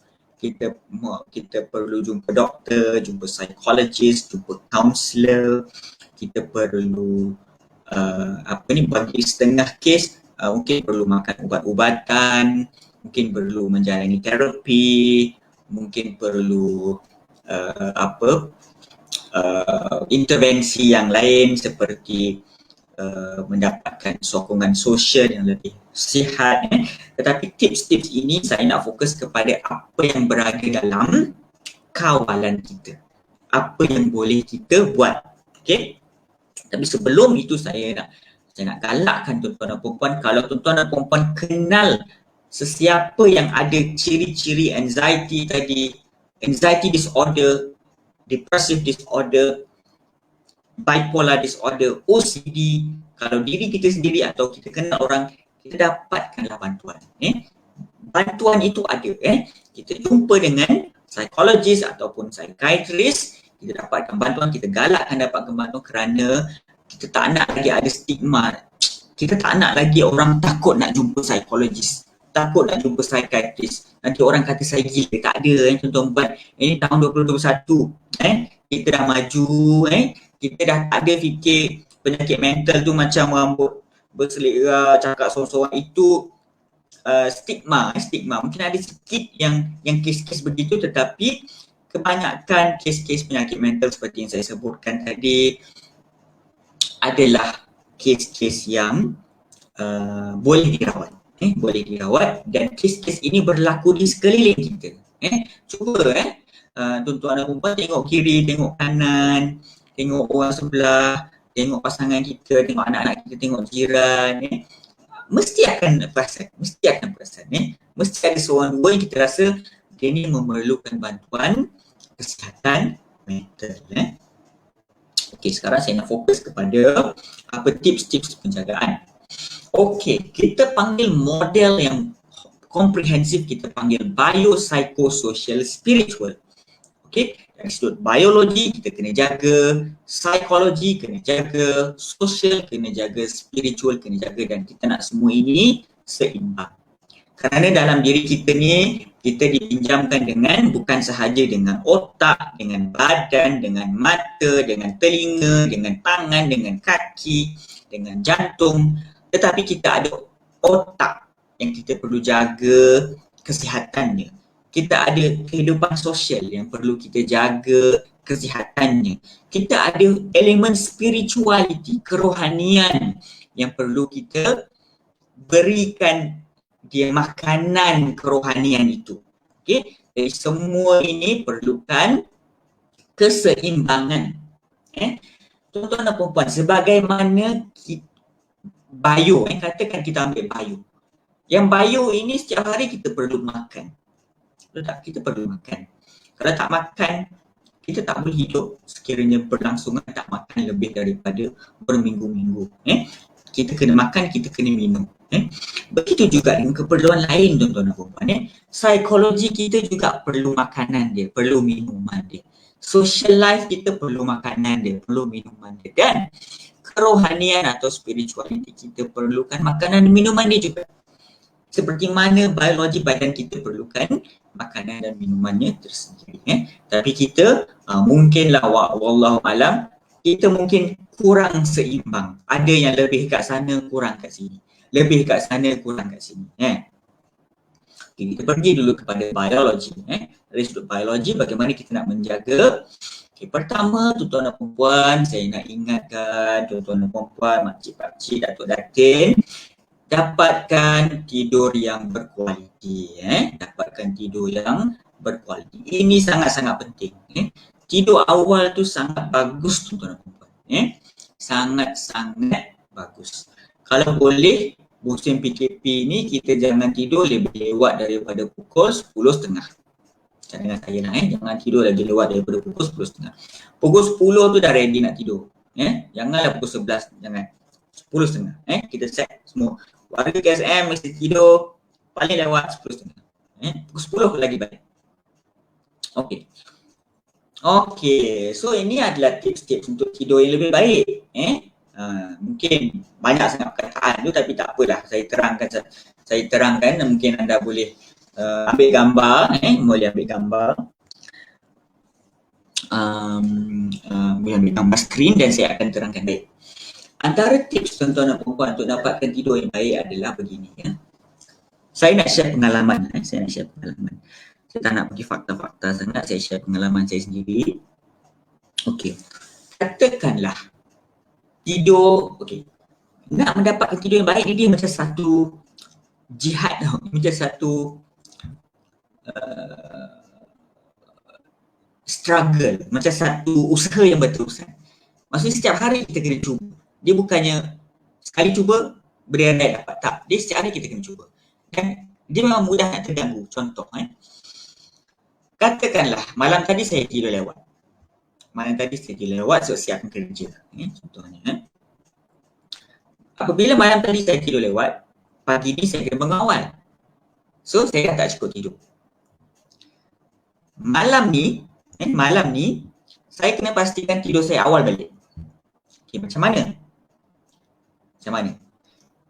Walaupun hari ini saya ngantuk, katakan tengah hari kejap lagi saya ngantuk, petang nanti kejap lagi saya ngantuk. Sebab apa? Sebab malam tadi tidur lewat, pagi tadi mengawal, mesti kita mengantuk. Saya kena paksa diri jangan tidur. Jangan tidur. Mungkin tidur tengah hari sekejap boleh, jangan lebih dari setengah jam. Tapi petang jangan tidur, lepas zuhur dah jangan tidur. Lepas asar lagi lah jangan tidur. Kerana nanti malam susah nak tidur. So saya kena tahan diri daripada mengantuk. Tahan diri, maknanya buat apa-apa jangan tidur. Buat sibukkan diri. Malam, dinner awal. Kalau boleh tuan-tuan puan, dinner sebelum maghrib. Pukul 7 dinner. Pukul 7 dinner. Dinner makan malam selepas isyak sangat tak digalakkan kerana isyak ni maknanya lepas pukul 8.30, 45 kerana nanti perut kita tak sempat nak hadam, kita dah farid. So tidur actually sebelum pukul 7 lagi baik. Pukul 7 tu maksimum, maksudnya kalau boleh sebelum maghrib. Makan malam sebelum maghrib. Pastikan. So kalau nak makan malam sebelum maghrib, dia kena beli makanan atau masak sebelum maghrib, betul tak? Pukul 6.30 dia kena masak, pukul 6. So kena aturkan. Kalau tak sempat masak, beli. Kalau tak sempat beli, Grab, Foodpanda. Macam-macam cara. So kita aturkan. Kalau boleh kita nak makan malam sebelum maghrib. Kita solat maghrib, kita rehat. Malam tu, kalau boleh malam, jangan buat benda yang terlalu menggunakan mental effort, maksudnya menggunakan otak. Jangan buat perkara yang benda kita kena perah otak. Boleh, tapi jangan lebih daripada pukul 9 bagi saya. Jangan lebih daripada pukul 9.30. Kalau ada kerja, boleh buat daripada pukul 8 sampai 9.30. Cukup. 8 sampai 9.30. 9.30 ready untuk tidur. Okay, macam mana nak ready untuk tidur? Pertama, tidurkan anak-anak dulu. Pastikan kita wujudkan satu suasana 9.30, semua dah tak tengok TV, dah tak tengok gadget, kita mungkin buat aktiviti yang relax. Semua dah mandi, baca buku,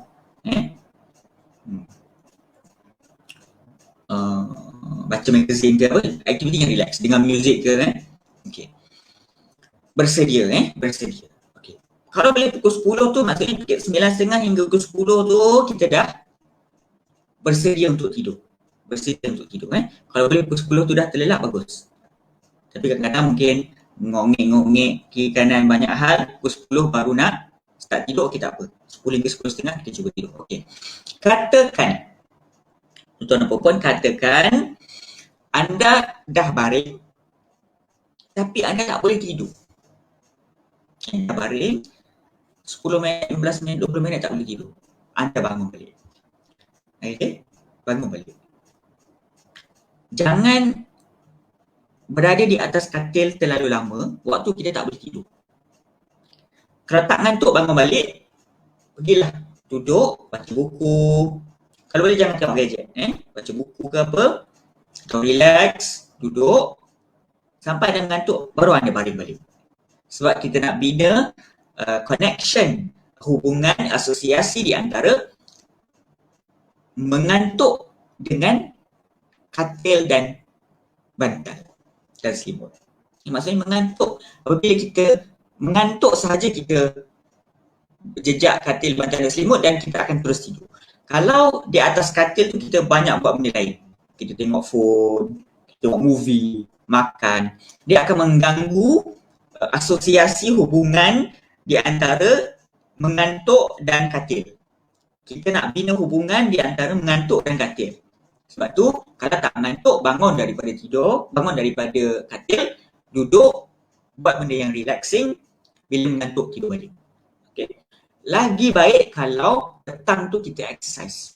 Kita memenatkan diri. Kita memenatkan diri, malam lebih mudah nak tidur. Okay. Dan kalau boleh, tidur dan bangun pada waktu yang sama setiap hari. Kalau setiap hari kita tidur pukul 10, kita bangun pukul 6 contohnya. Setiap hari. Tidur pukul 10, bangun pukul 6. Esok cuba lagi. Tidur pukul 10, bangun pukul 6. Kalau ada yang kita tertidur lambat, alamak banyak kerja, kita tidur pukul 12, esok bangun juga pukul 6. Malam tu tidur balik pukul 10. So kita nak set disiplin itu. Bila kita berjaya set disiplin itu, kita akan set kita punya otak, nama dia biological clock ataupun circadian rhythm, yang mana dalam otak kita ni dia ada jam dia, yang mana dia akan automatik mengantuk dan bangun pada waktu yang sama kalau kita dah biasa. Kalau tak percaya, cuba seminggu, 2 minggu berturut-turut. Lihat kesan dia. Kesan kepada tidur yang baik ni sangat banyak, tuan-tuan. Kesan kepada mood kita, kesan kepada kesihatan mental, kesan kepada produktiviti, motivasi. Boleh kata kita kalau cukup tidur jadi orang yang berbeza daripada orang yang tak cukup tidur. Kita boleh jadi jauh lebih hebat sekiranya kita cukup tidur. Tuan-tuan dan puan-puan, sangat-sangat penting. Jadi kita semua jagalah tidur kita. Jaga tidur kita, dapat tidur yang baik, insya-Allah dia akan jadi satu faktor protektif, jadi satu faktor kekuatan untuk kita menjalani cabaran-cabaran hidup seharian. Okey, makan pemakanan yang sihat dan seimbang. Kebanyakan sayur-sayuran dan buah-buahan. Okey, bersenam secara konsisten. Saya tahu tuan-tuan dan puan, nasihat ini nasihat yang boring dengar. Bersenam, alah, saya tak perlu dengar ceramah Encik Hakim pun tahu nak kena bersenam. Tapi dia sukar untuk dilakukan secara konsisten, betul tak? Kan? Kita dengar boleh, cakap boleh, tapi nak buat secara konsisten susah. Sebab apa? Sebab kita perlu make time, kita perlu uh, uh, wajibkan diri kita untuk buat. Dan kita perlu ada macam kasut yang sesuai, pakaian yang sesuai, untuk jogging dan sebagainya. Tetapi sebenarnya bersenam ini tidak sesukar itu. Kita boleh bersenam dalam rumah, kita boleh selalu buat stretching, kita boleh buat senaman dalam rumah macam plank, macam rompak bintang, skipping rope.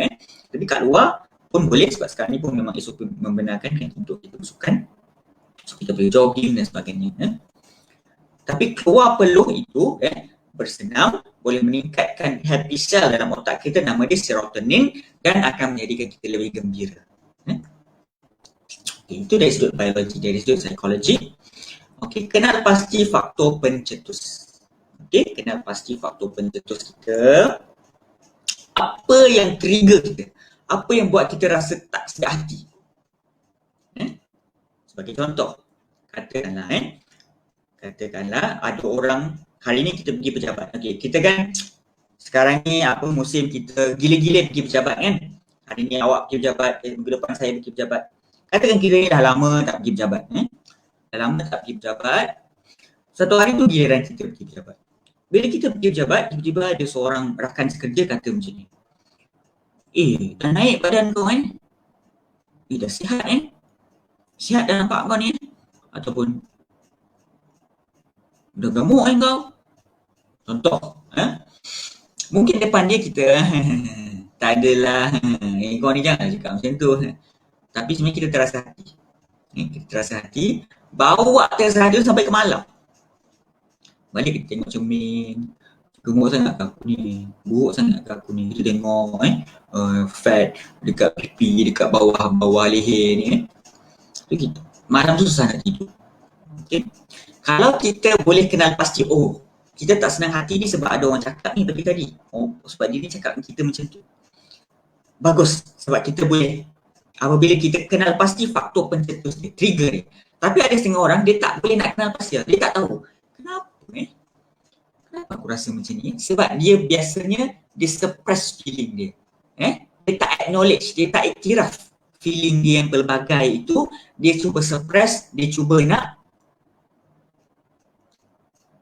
suppress matikan, bukan matikan. Dia cuba nak, dia tak validasi, dia tak iktiraf apa yang berlaku terhadap diri dia pagi tadi, menjadikan dia sakit hati dan terbawa-bawa hingga malam.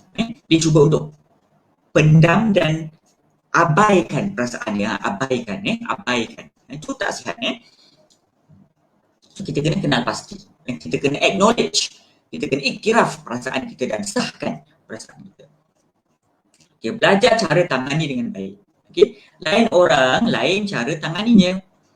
Ada orang suka masa bersendirian, ada orang perlukan orang untuk meluah, ada orang perlukan masa untuk berjalan-jalan, ada orang perlukan makan yang sedap-sedap, ada orang perlukan cuti, sebagai contoh. So ada satu teknik yang dinamakan dengan teknik pernafasan mendalam ataupun deep breathing teknik yang boleh membantu kita untuk bertenang. Kadang-kadang kan kita tak tahu nak bertenang macam mana kan. So dia ada satu teknik yang boleh membantu kita untuk bertenang.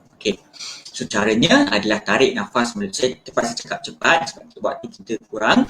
Terpaksa tarik nafas melalui hidung. Pastikan angin masuk di bahagian abdomen ataupun perut. Tahan nafas selama 3 saat. Lepaskan secara perlahan melalui mulut. Pernafasan secara normal, maksudnya kita tarik, angin masuk ke perut, tahan nafas 3 saat, lepas tu nafas secara normal, lepas tu kita tarik balik. Ulang 1 hingga 4, maksudnya tarik, tahan, lepas secara di mulut, kemudian nafas macam biasa. Tarik, tahan, lepas melalui mulut, kemudian nafas macam biasa. So, buat banyak-banyak kali, dalam 10, 20, 30 kali, kita akan rasa lebih tenang. Yang ketiga, sosial. Okey, luahkan kepada orang yang kita percayai dan orang yang saya ada tulis satu buku nama dia K-Pop. K-Pop buku itu khusus kepada macam mana nak jadi pendengar yang baik. Jadi saya akan bagi link dia kalau sesiapa yang berminat. Buku itu mendidik kita tentang bagaimana kita nak menjadi pendengar yang baik. Kita selalu buat kesilapan besar tau dalam mendengar. Contoh, kita selalu nak bagi nasihat terburu-buru. Kita selalu kata macam cuba awak kita tak dengar lagi masalah dia, kita dah kata pergilah bersenam, pergilah solat tahajud, contoh kan, pergilah baca Al-Quran, pergilah ambil wuduk, bukan salah tetapi kita tak dengar, kita tak cuba mendengar dulu, dan kita bagi nasihat secara terburu-buru. Itu antara kesilapan kita dalam mendengar. Selain daripada itu, kita suka bandingkan masalah dia dengan masalah kita. Kalau aku dulu lagi teruk daripada kau, zaman aku dulu lagi teruk kena bully, engkau ni sikit-sikit macam ni je, tahan lah. Kita tak boleh cakap macam ni, kita tak boleh bandingkan masalah orang, masalah kita. Setiap orang berada dalam konteks yang berlainan. So dalam buku K-Pop, saya bagi tahu apa yang boleh cakap, apa yang tak boleh cakap. Okey, jauhi orang yang toksik. So kita ada hak untuk menjaga kesihatan mental diri kita dengan menjauhi orang yang toksik. Okay, secara spiritual, okey. So kita ni tak kisahlah kita agama apa kan. Mungkin di antara para pendengar ada yang beragama Islam, maka kita dekatkan diri dengan Tuhan ya. Sungguhnya kalau kita mendekatkan diri dengan Allah, nescaya kita akan tenang kan. Maksudnya kita banyakkan berzikir, banyakkan membaca Al-Quran, kita solat sudah tentunya boleh lebih membantu kita untuk menenangkan diri Cumanya kita tidaklah boleh kata okey, kalau nak sembuh daripada OCD kena solat dan baca Quran. Kita tak bolehlah terlalu simplistik begitu, kerana sudah tentu sebagai umat Islam kita percaya bahawa kita perlukan bantuan ataupun intervensi dari sudut bio, psikososial dan juga spiritual. Bukan sahaja spiritual itu seperti satu magic yang boleh memberi pil magic kepada semua benda. Walaupun dia penting, dia satu faktor kekuatan dalaman yang penting, itu kita akui, tetapi dia bukanlah magic pill yang boleh menyembuhkan semua perkara. Okey, jadi bagaimana tuan-tuan dan puan nak mendapatkan bantuan profesional? Okey, boleh isi borang das, bawa keputusan ke klinik, minta surat berjumpa dengan pakar dan buat temu janji dan hadir pada tarikh yang ditetapkan.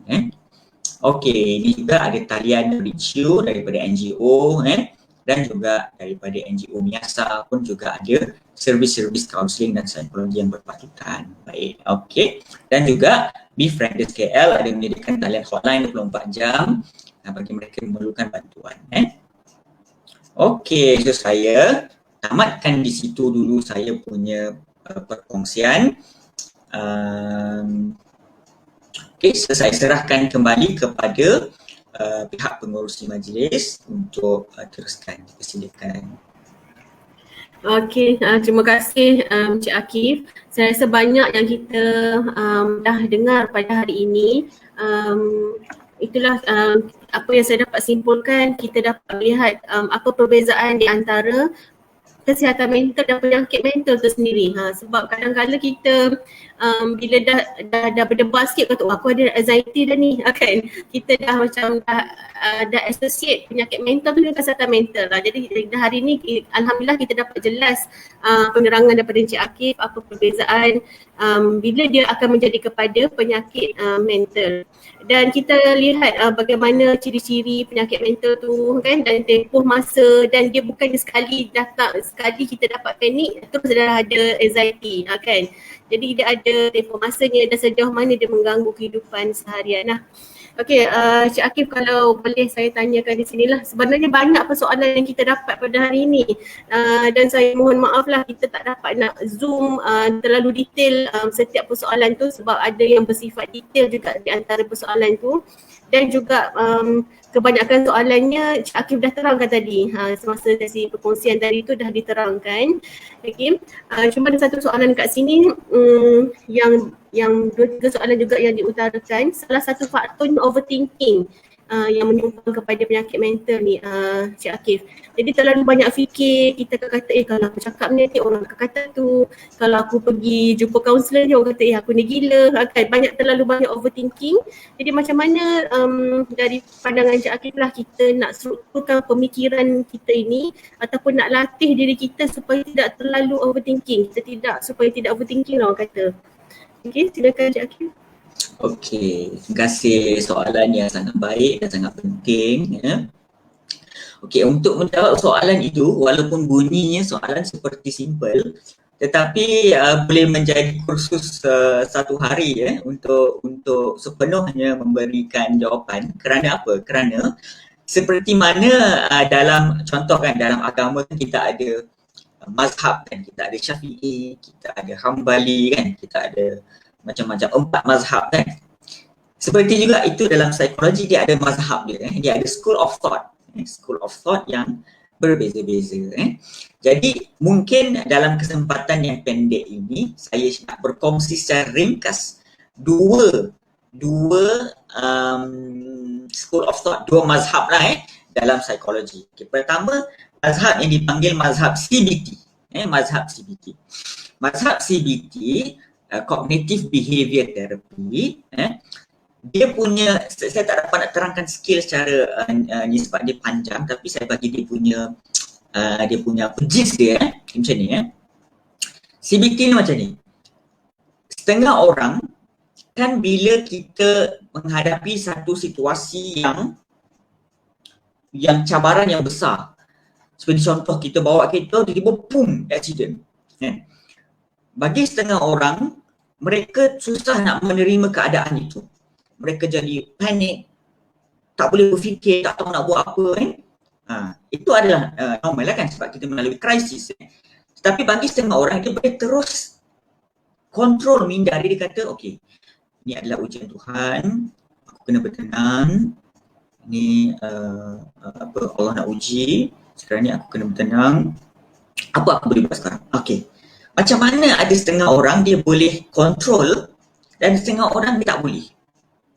Kerana antaranya adalah skill untuk keupayaan untuk mengenal pasti dekat mana pemikiran kita yang tidak membantu dan bagaimana pemikiran alternatif yang boleh membantu. Okay, sebagai contoh lain lah, mungkin agak umum lagi kat situ. Sebagai contoh lain, begini.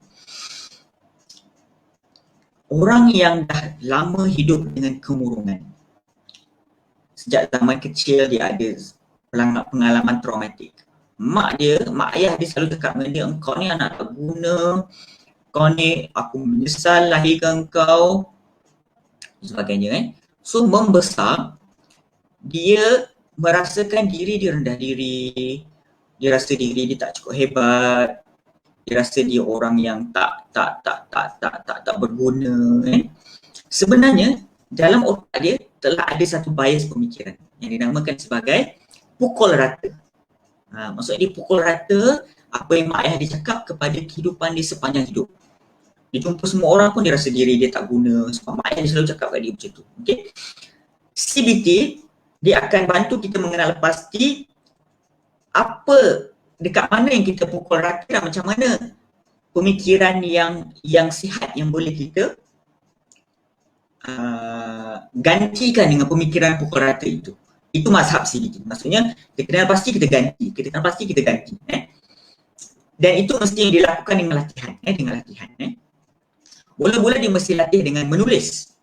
Kita tulis pemikiran negatif, pemikiran positif apa. Lama-lama bila kita dah biasa tulis, dia akan jadi latihan yang biasa dalam kepala kita. Okay? So itu CBT perlukan terapis. Kedua ialah mazhab, kita panggil mazhab mindfulness lah. Mazhab mindfulness. Apa mazhab mindfulness? Mazhab mindfulness macam ni. Bila kita tengah tengok TV contohnya kan, kita nak fokus. Atau orang tengah cakap dengan kita nak fokus. Tapi fikiran kita bila overthinking dia melayang, dia pergi ke tempat lain kan.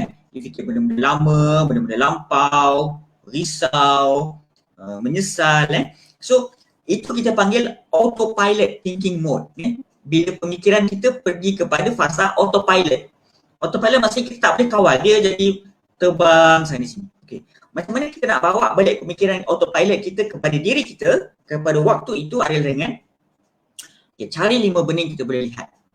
Kita tengok, aku dah tengah nampak kamera, saya tengah nampak Encik Akif pakai baju putih, ada rambut warna hitam, rambut panjang sebab PKP tak potong rambut, ada ni earphone, ada misai sikit, ada janggut sikit. So ada 5 benda yang saya boleh nampak. Okey, apa 4 benda saya boleh dengar? Saya boleh dengar suara Encik Akif, saya boleh dengar kipas, saya boleh dengar aircon, saya boleh dengar bunyi orang bersih rumput, saya boleh dengar orang batuk-batuk. Apa 3 benda kita boleh sentuh? Okay? Saya boleh sentuh laptop, saya boleh sentuh kamera, saya boleh sentuh rambut saya boleh sentuh baju saya. Okay, apa 2 benda kita boleh boleh rasa? Boleh rasa. Contohnya, boleh rasa minum air, boleh makan keropok. Okay. So 5, 4, 3, 2. Okay. Okay, satu lagi, apa benda kita boleh bau? Saya tengah bau apa ni? Bau masak kat dapur, bau kari, bau santan. Okay. So apa? So bila kita buat 5, 4, 3, 2, 1, kita akan tarik balik pemikiran kita to the current, to the present, dan tak membiarkan dia on autopilot mode memikirkan benda-benda yang overthinking tadi. So itu 2 mazhab. Minta maaf tak cukup masa nak explain dari detail. Mungkin itu memerlukan kursus yang berlainan, tapi buat masa ni saya terang secara umum dahulu.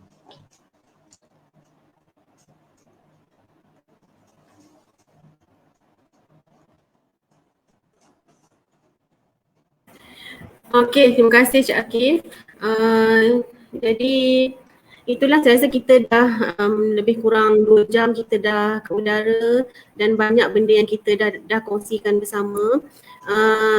Saya ucapkan ribuan terima kasih di atas perkongsian Cik Akif, kan.